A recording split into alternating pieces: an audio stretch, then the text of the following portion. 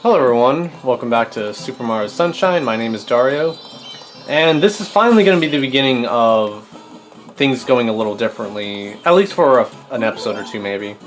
So I mentioned a while back that, there's 3 secret shines in the level. Some of them are actually hidden that you have to find on your own, which I'll deal with when I come to it, but most of them are red coin missions and like some of the, like secret of the hillside, secret of the village underside, secret of, the secret stages where you have to do floodless. What happens in those stages, or what happened in those stages now, is that they allow you to keep flood, but they put in red coins in it, which is, like I said, they get red coin happy. So instead of just making you guys watch, just me do the secret stages again, essentially with red coins, what I'm going to do is, you're still going to be able to see it, but I want to kind of go over the development of the game of Super Mario Sunshine, because it kind of went through a few different things, and a lot of the stuff is stuff I learned about, or stuff I remember playing as a kid, like a demo copy or something, or just hidden, or things that are on the cuttingroomfloor.com or something. So that's all going to be post-commentary though, so really the stuff you're going to be seeing from me in this episode is just going to be just me playing through, doing whatever. So hopefully it won't be too many episodes. If all goes right, it'll be one, but we'll see. I don't know. So anyways, as soon as I enter this level, we will begin the tour of Super Mario Sunshine. So you're going to have to stick with me just a second longer. Ah, damn it. Okay, I'll just see you guys up there.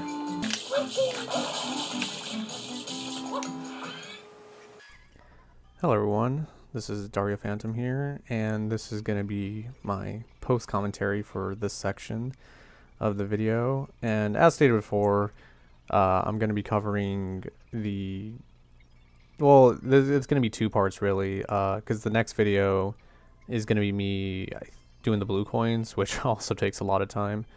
But for this first part, I want to talk about not the beta elements of the game, but more of things hidden inside the game that are available in other versions, or things you may not normally see in gameplay. And then the next part, I'll talk about like stuff from Space World that was shown in Space World, or promotional footage, or whatever.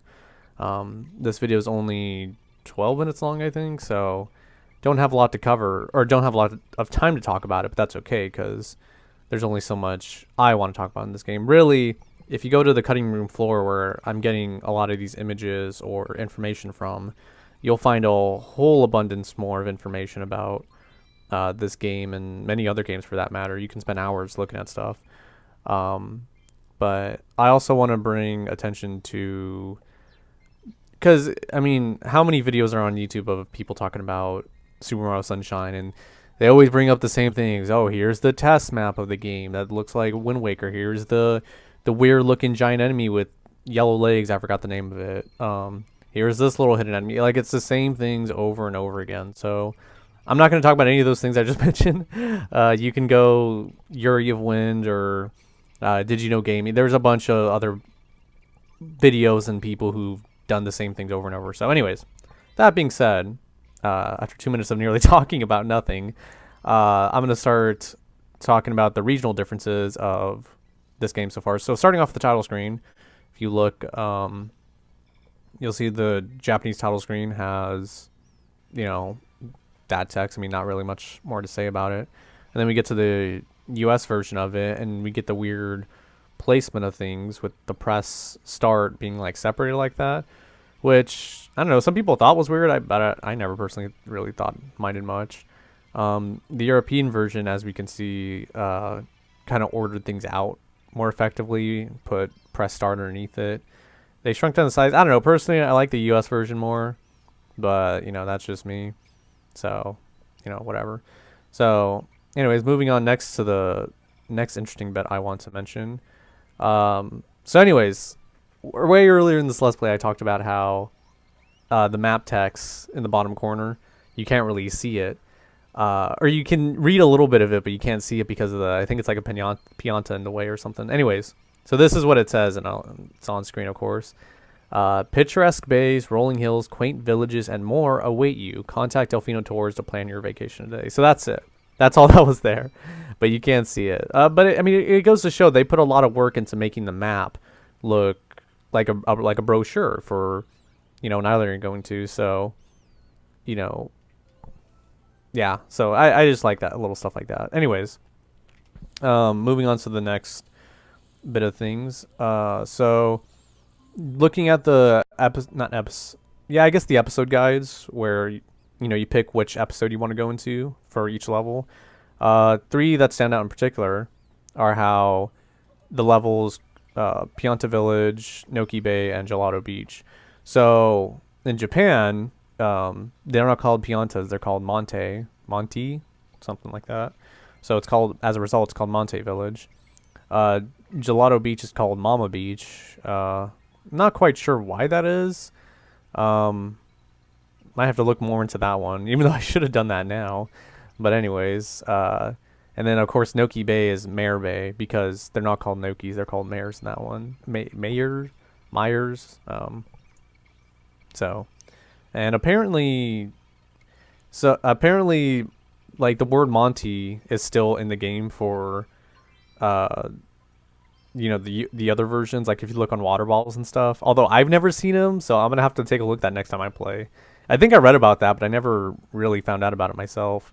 But I mean, it wouldn't be the first time, nor is it too surprising, because I think in one of the Mario Party games, it might have been 5 or 6. There's like this mini game where you work at a fast food restaurant, and in the back you see a Canopio burger. Even in the U.S. one, and Canopio, or however it's pronounced, that's the name for Toad in Japan, but they just kept it the same. So, but a few other games actually, and this is a quick side note. I think like Mario Kart 64, and maybe Double Dash, or it might just be 64, but sometimes they do go through the effort of changing like signs in the background to match like the English version or whatever version they're going to, but maybe tiny stuff like that they just don't bother. It's just like no one's ever going to notice. But little did they know. So and I guess something else worth noting that I kind of thought was interesting in that in the Japanese version, the fountains didn't have fruit in them, like the ones by the entrance where all the nozzles are, or the one by Noki Bay's world entrance, the fountain right there. And I don't know, I guess I just found that interesting because, it was something I did think about as a kid. Like, not that it was weird to have fruit right there, but it was just kind of like, made you wonder why there was fruit in there. And it turns out, originally there wasn't. But, it's assumed they did it just so it's easier for Yoshi to get something to eat in case you're running out and stuff like that. So, I don't know, it's kind of cool. It's a little notable thing I noticed that I liked. Anyways, moving on to the next bit of information. These ones are kind of interesting because, and I only say that because this is stuff you would probably see on your own. Like back then when this game first came out, you would see these things, whether they were promotional magazines or like looking up on IGN, like I mentioned in the series with my brother. You would see people playing the Japanese version or other localized or other regional versions. And so as a result, shut up now.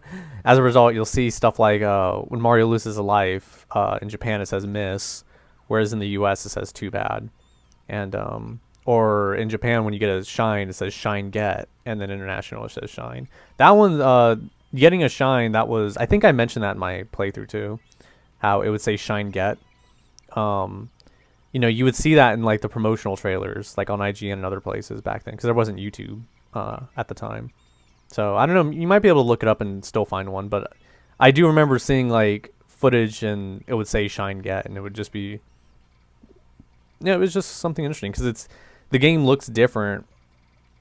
Like I don't know how to describe it, but it's like playing a different game almost. Or like how things are different depending on the parts of the world you're in. I don't know. It's kind of, I don't know. It's cool, I guess. So anyways, moving away from regional differences, we're going to be looking at unseen level stuff, which I might go more into the next part, but at least pointing this out in the main menu, off to the right, because you know in the main menu you look, you know, you control Mario and you pick a block and you start your game.